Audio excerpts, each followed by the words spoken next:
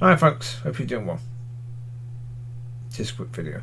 So yeah, I think this current section of videos will be ending soon, as in well, one's talking about the church, plus also next level with Abba. I think that title is going to change quite soon. Yeah, but the church thing, okay. Yeah, so I was wondering why it keeps on coming back to church in videos. Well, of course it will, because whatever you're talking about, it's going to come back to church. It's always going to come back to church. You've got God's way, you've got man's way, and man's way is reflected in church. So therefore, yeah. And then you've got what God is saying to me, and you've got God saying it's the same for the church. Because of course, until last night, I didn't link the two together. That of course, what I had to do is exactly the same as what the church itself will have to do.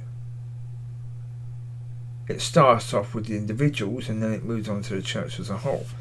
Of course it does. Because that's what revival is, isn't it? Really, that's how revival always works. It starts off with individuals and it moves on to the church. So that whole point, yeah, that the church will have to release control to God. Well, of course it will. Of course it will. Yeah?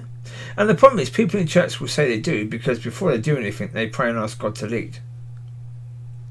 That's not giving up control. No, that's just doing a token prayer. Yeah. But that's the point. They think that that's giving up control. No, it isn't. That is what's called a token prayer. And that's all that is a token prayer. Yeah. Because, you know, at the 100 times you do that, when does anything ever change from what was planned before you prayed that to what actually happens afterwards? Most of the time, nothing changes. It's token. If you didn't pray it, then things would change just in the same amount of time. Test it, and you'll see. It's just token. Giving God control is actively giving God control. Absolutely giving God control. So it's, you know, God choosing who's going to be the leader of worship, God choosing who's going to be the teacher, God choosing who's going to be the pastor, God choosing, you know, how the church is going to function, you know, how long the service is going to be, what do you do, you know, when do you meet. That's up to God to decide. And that's the point. When you understand that, you start moving forwards with God making the decisions and deciding the path. And yeah, it's not about some token little prayer. But yeah, and the problem is, you know, there are people in church thinking, well, a token little prayer is better than nothing. No, it isn't actually. No, it is nothing. It is absolutely, a token prayer is nothing. It really is nothing. It makes you feel better, but it doesn't change a thing. And therefore it's nothing. Yeah. And no, as I say, people that anyone going into a church, if you want to sort that church out, the first thing you've got to do is break down the delusion. I keep coming back to that word delusion, because delusion is a thing that you'll find. And delusion is in every mind, in people that are in church. Well, most have a degree of delusion, of course they do. Yeah, Chris Blackaby, I've spoken about him many, many times. But even him, when he speaks about the church as in this wonderful thing, and yeah, the church is still of God, and this. No, it isn't. It isn't. He's wrong.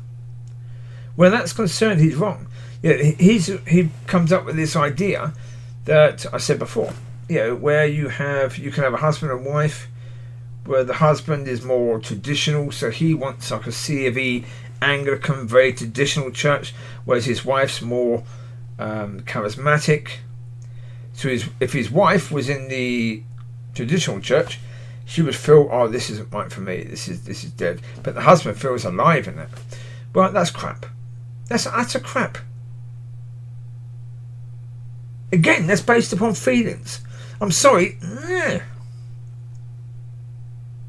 You don't choose anything based upon feelings. Feelings are temporal. You don't go by that.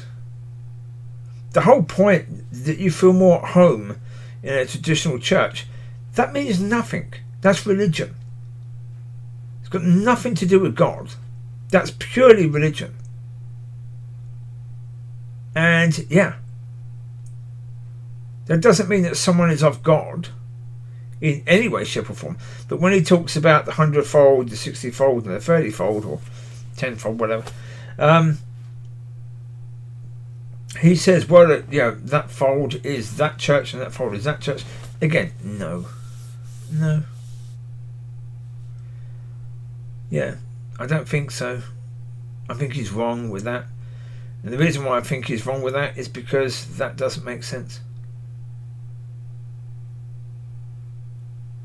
It doesn't. Look at it. All the churches, pretty much, all of the, whether it's charismatic, whether it's Baptist, whether it's C of E, whether it's Catholic, they offer nothing. Yeah. All of them offer nothing. Pretty much. Yeah, generally speaking, they offer nothing. And again, what he isn't doing, he's not taking into account the words of the Lord, that when the Lord is talking about tares will be sown in, he's not taking into account tares. He's not taking into account that the seed falls upon 4 types of ground, only one does it bear fruit. He's not looking at any of that. But you have to understand that if you're going to understand church again. So, yeah. There is delusion amongst many people. And, yeah, I mean, the problem is, it's not me. I would have said, over the past year, I would have said a lot of things that were probably incorrect.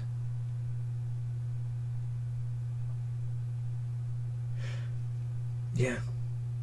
And the reason why is because, when I'm supposed to stop talking, I don't. Sometimes I'll continue and I'll go on for longer and longer and longer. And this is the point. When you're trying to do a video, when you're trying to do like a conference sort of thing, the way that conferences are done, like you got Chris Blackaby quite often will go to a church and do a whole hour and 20-minute long presentation.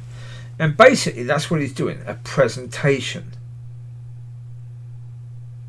He's presenting what God has given him. But it's a presentation. And the problem is with that crap, and it is crap, there are major problems with that format. One of the biggest problem is a lot of the things you're saying is complete rubbish. Because you've got maybe 10 minutes of stuff that's really good, really of worth, but you're having to fatten it out to last an hour and 20 minutes. No, don't do that. Don't do that. Do it differently. If you're going to have a conference, if you're going to go to a church and you're going to do a presentation or anything like that, do it very differently.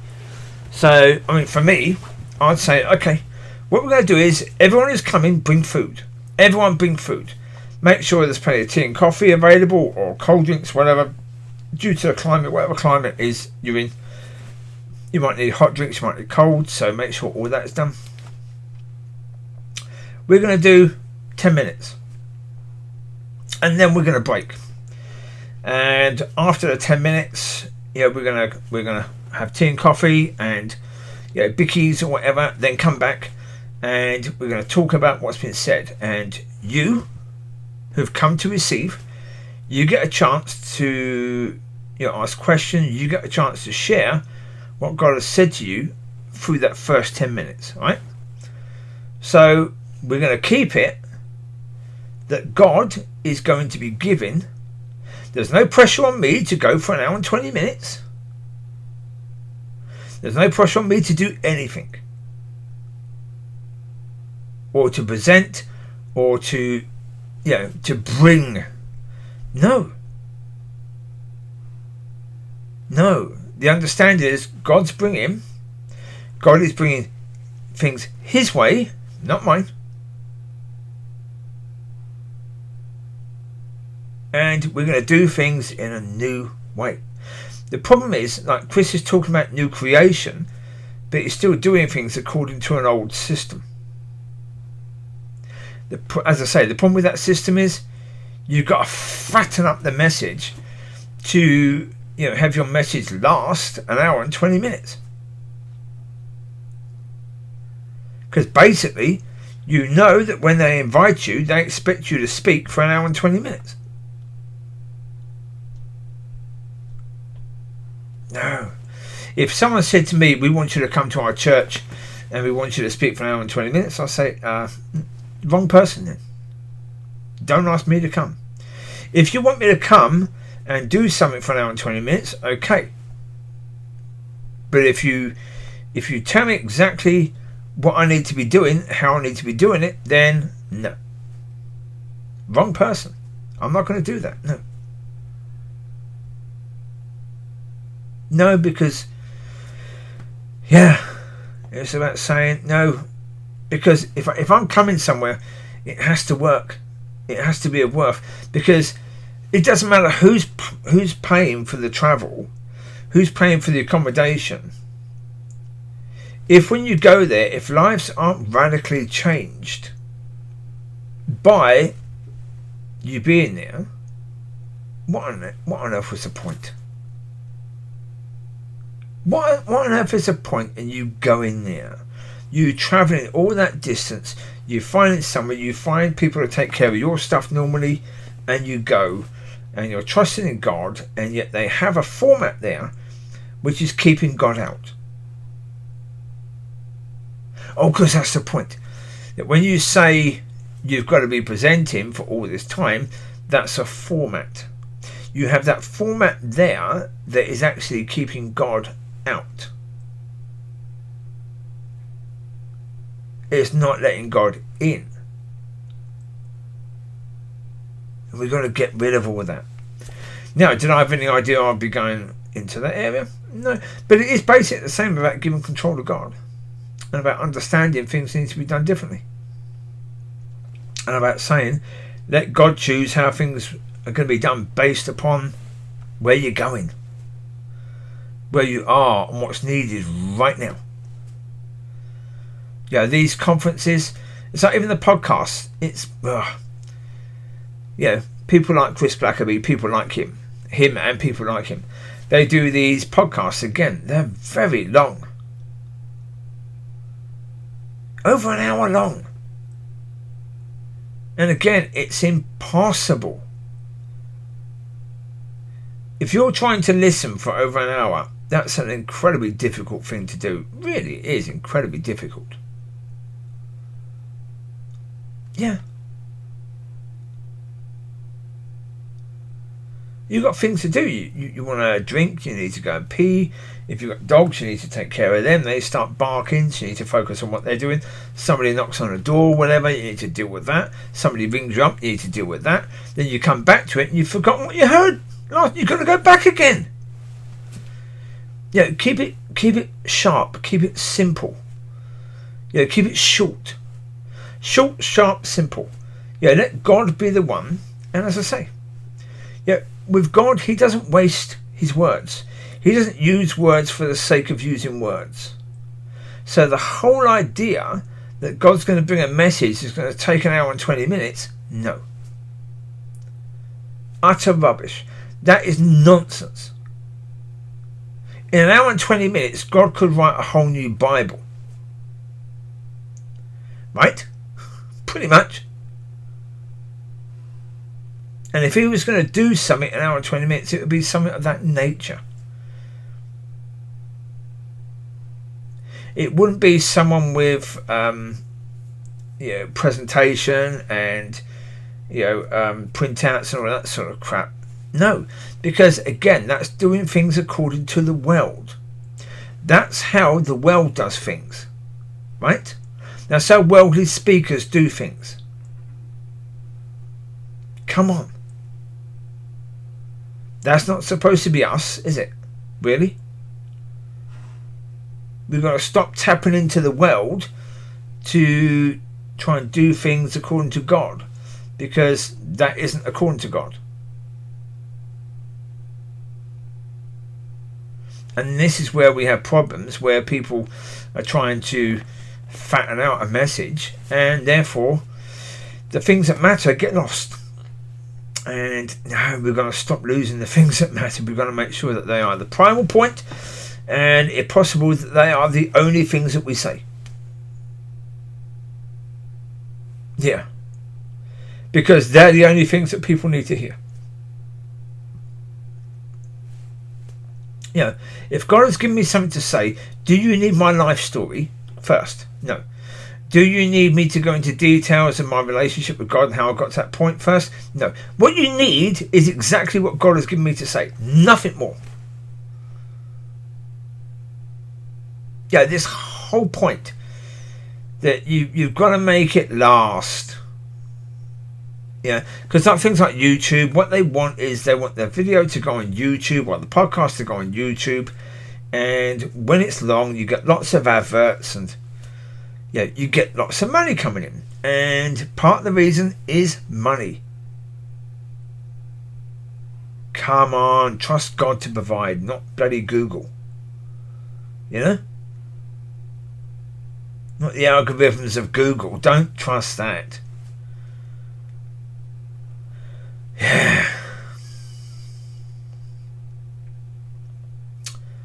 Well, because that's the point. If you're doing videos on YouTube, if you've got a long video and people watch that video to the whole end, and you've got adverts and they put up with all the adverts, you're going to earn more money through that. But people are less likely to receive. So,